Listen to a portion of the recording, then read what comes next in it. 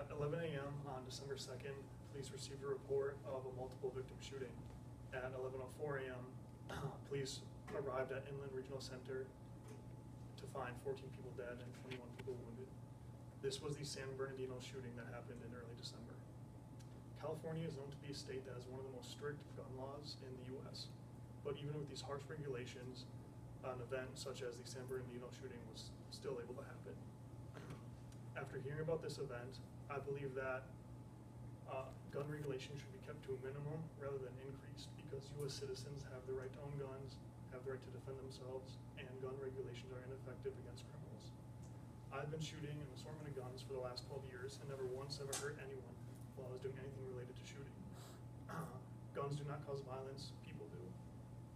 I would like to first describe the Minnesota gun laws and then explain why they are sufficient. So Minnesota has pretty light gun regulations compared to most states.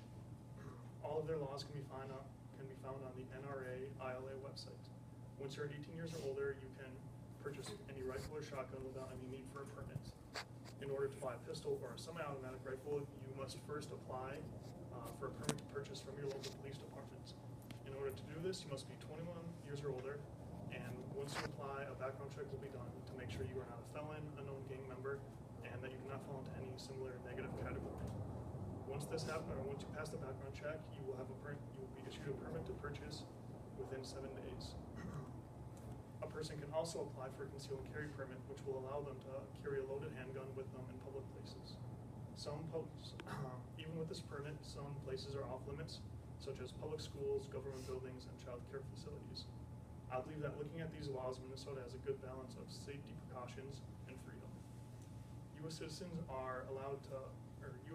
can bear arms. It's written right into our Constitution. According to Neighborhood Scouts analysis of FBI reported crime data, your chances of being a victim of a crime in Minneapolis is 1 in 99.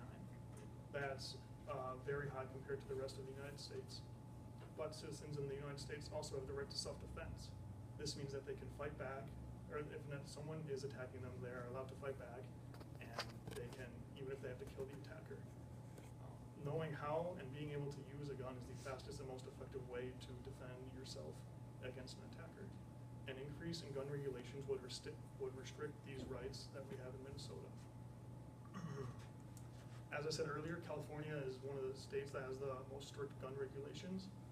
3 of these regulations are the ban on magazines that hold 10 or more bullets, the ban on assault rifles, and it's very hard to get a conceal and carry permit.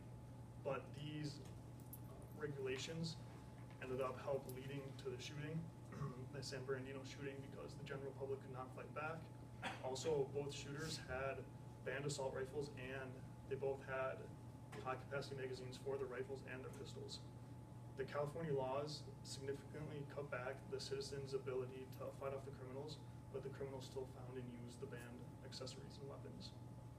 So this leads some people to say that guns should be banned altogether, but this is just wrong. The federal policy on guns has not changed much since 1993, according to the current and future state of gun policy in the United States by William Vizard. A federal ban on guns only hurts law-abiding citizens that want to defend themselves. The average police response time to a 911 call is 10 minutes, according to American Police Beat.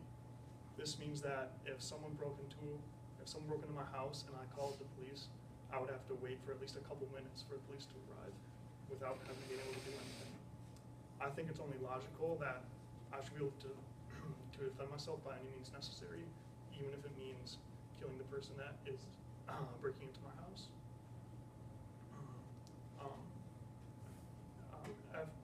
When you look at these facts, I believe it's obvious that gun regulations in Minnesota should not be raised.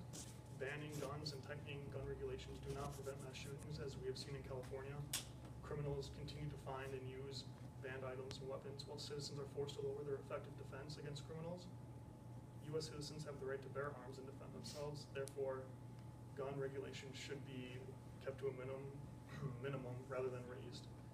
Even if you disagree with guns, the rights of others should not be restricted. The best way to sum it up would be with the old saying, I would rather have it and not need it than need it and not have it.